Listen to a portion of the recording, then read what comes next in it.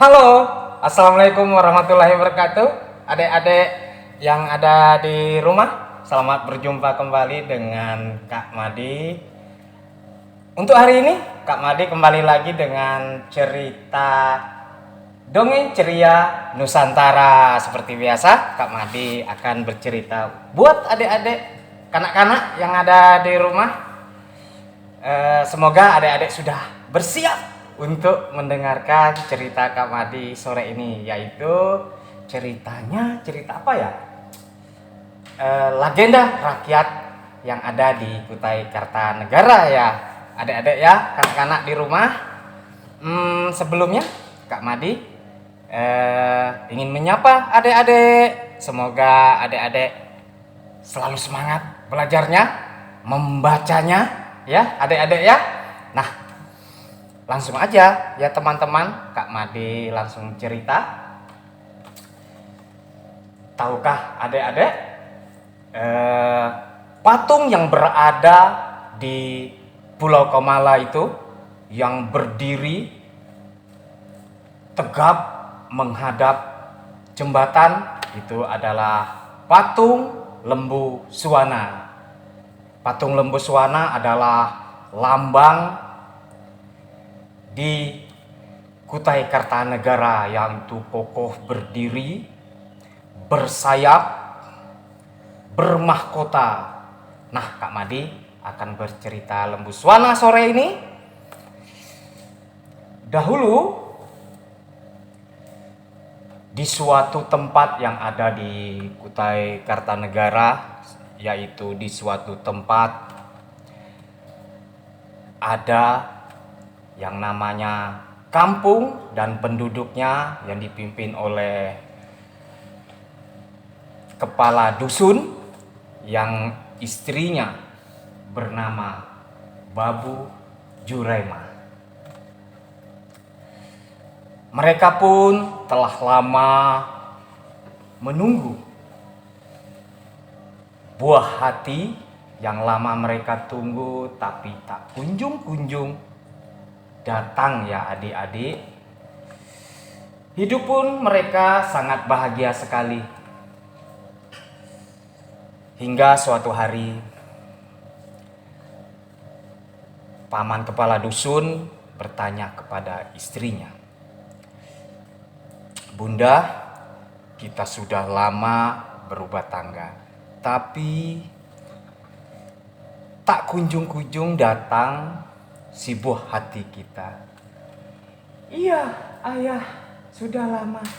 Tetapi aku selalu berdoa kepada Tuhan kita agar diberi keturunan. Bersabarlah, ayah."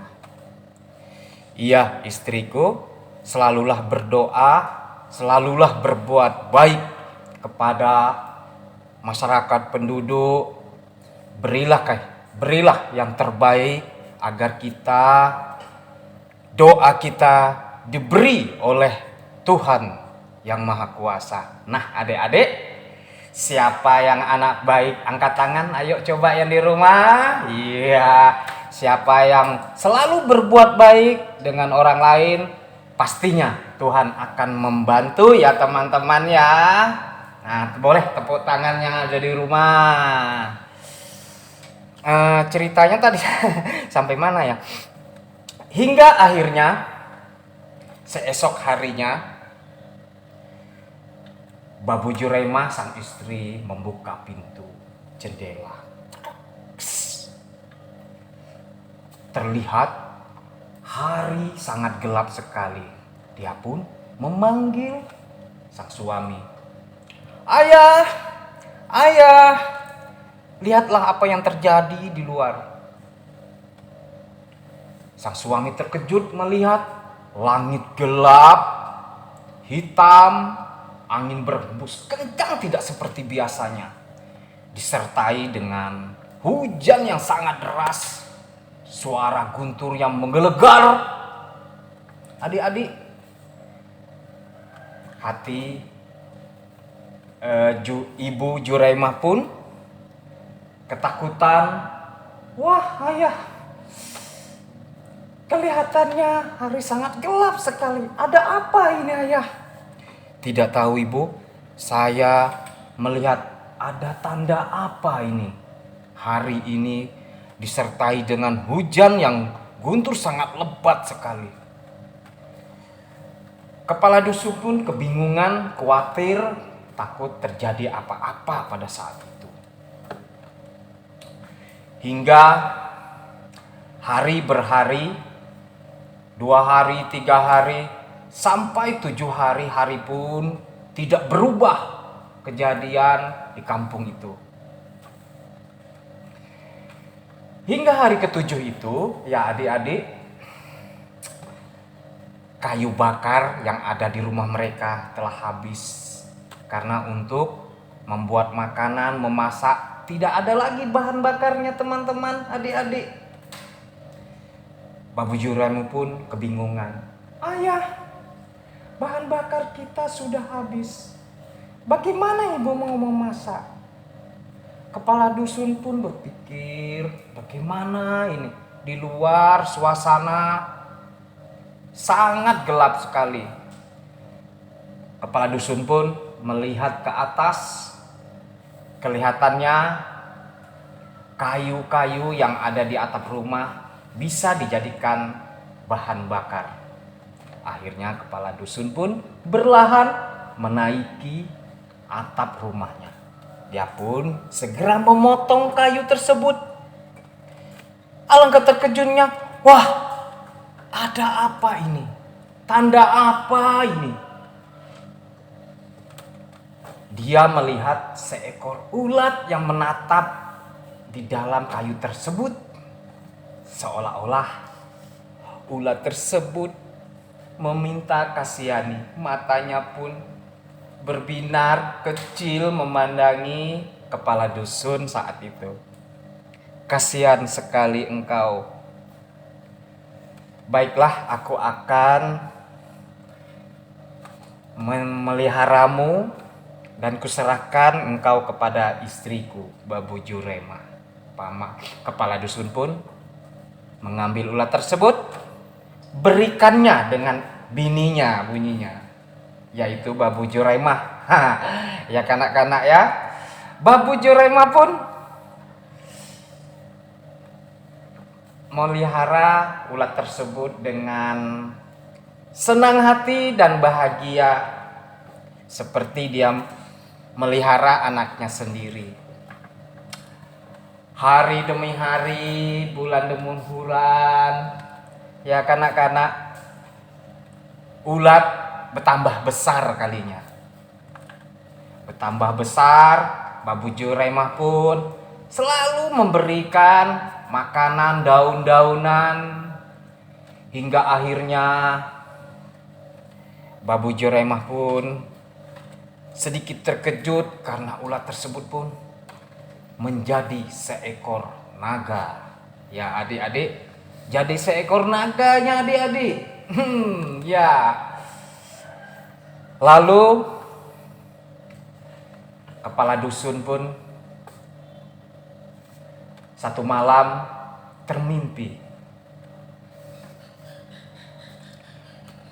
Hingga dia bermimpi kalau dalam mimpinya itu dia bertemu dengan seorang putri yang sangat cantik. Grecek punya orang tuh, grecek benih. Cantik benih. Putri itu berpesan dengan kepala dusun. Bunyinya si putri itu, aku sudah meresahkan masyarakat.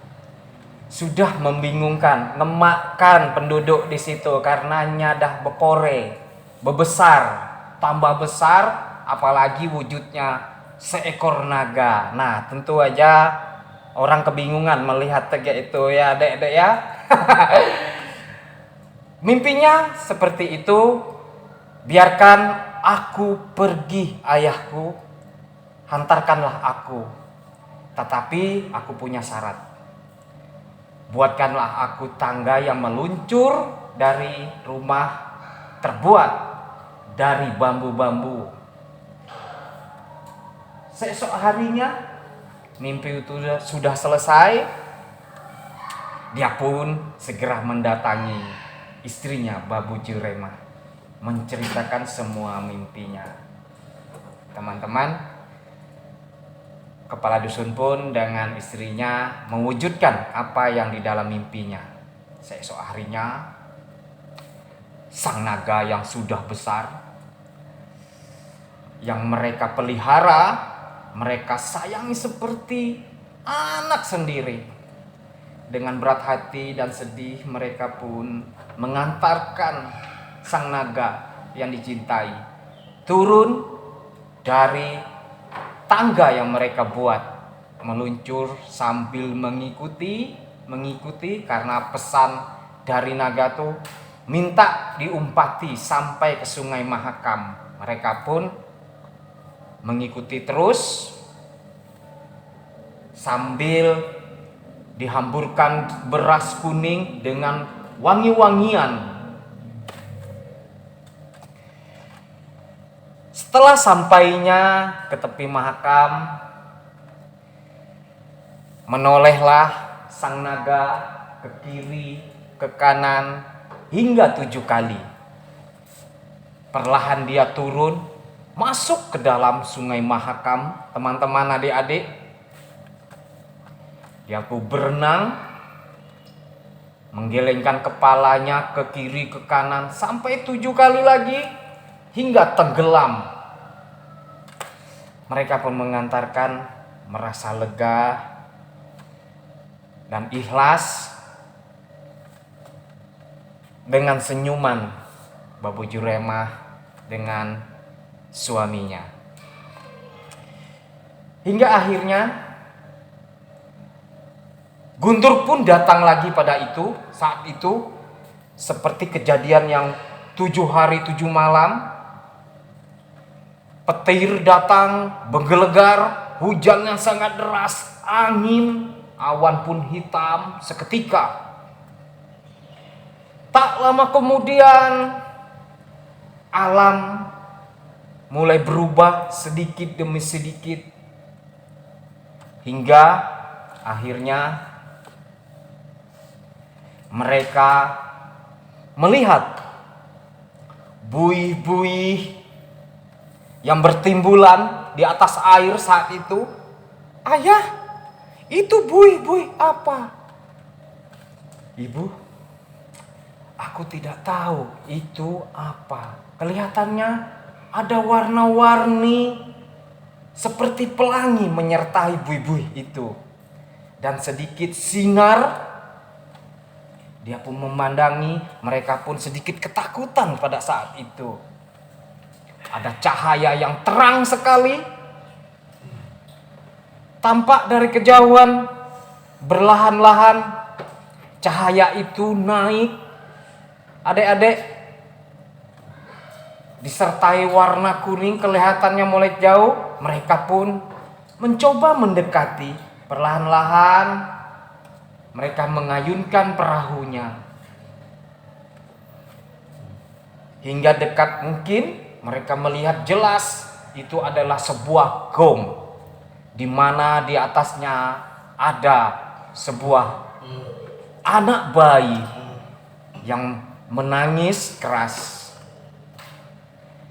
Perlahan dia naik, tampak terlihat seekor naga, dan dia naik lagi disertai di bawahnya, yaitu lembu Suwana, adik-adik.